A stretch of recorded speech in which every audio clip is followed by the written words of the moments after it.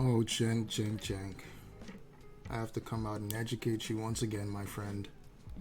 So, Cenk Uygur continues to be a spineless person. He alludes to not caring about how Tucker Carlson got to where he is because he's anti-Israel. So, doesn't matter that Carlson lied about the 2020 election being stolen, which led to the events of January 6th. Doesn't matter that Carlson lied about his disdain for Trump, then went on to support him later on. It doesn't matter that Tucker did a glam tour for Russia where he interviewed Vladimir Putin and had literally no pushback whatsoever. It doesn't matter that he lied about the COVID vaccine. The guy's just a liar from head to toe, but that doesn't matter because he supports Israel. I guess Candace Owens' comments are not beyond the pale anymore, and it doesn't matter how she got to where she is because she's also anti-Israel. Nick Fuentes, beyond the pale, it doesn't matter how a neo-Nazi got to where he is because, hey, he's anti-Israel, so we should give him a pass. This is no different than a one-issue voter voting for a candidate because he's anti-abortion. It's idiotic.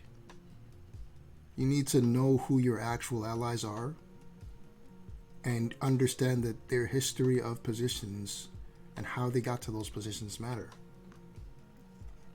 It doesn't matter that a guy supports a minimum wage or raising the minimum wage if they also support a policy deporting all brown people. So, Cenk, I'll let your co-host John Iderola educate you because he's the only smart person left on TYT. Is a horrible person. I think that he made himself what he wanted to be over the course of his career, chasing an audience. He told them what he thought they wanted to hear. I think that he also told that he didn't tell them stuff that he knew to be true, that he knew they wouldn't want to hear, like about Donald Trump. He kept his true feelings about Donald Trump secret for years and then came out and supported the guy right before the election.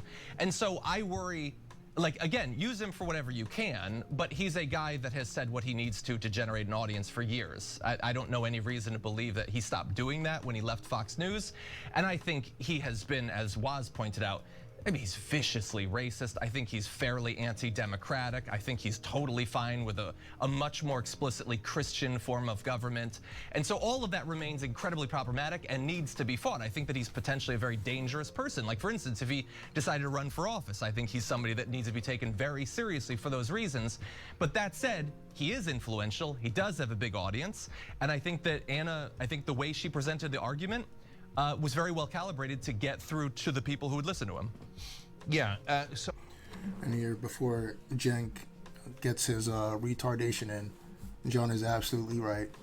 When someone has consistently been shown to lie about their positions, all for their audience, then you cannot trust any position they have. So the fact that he's anti-Israel on this position and quote-unquote wants to stop the genocide, great, but you can't take him at his word. You can't speak well on his character. You have to consistently point out that this guy lied about how Trump was a stand-up guy. We saw the text. We saw how he hated Trump, called him a bullshitter behind his back, but to his face, like a rat, he lied. I'm going to say one thing that I don't know if people will find controversial. I don't care about the arc of his career. I care if he still has opinions that are problematic and that I'm going to fight against, right? That I care a lot about. But if, he got to here in a weird way or in a disingenuous way or in a wrong way, well, if he got to the point where he's saying, let's stop the genocide and let's release the Epstein files and the American people are getting screwed and we should relieve credit card debt, I don't really care how he got there. I care that that's what he's telling his audience. I care that we agree on that.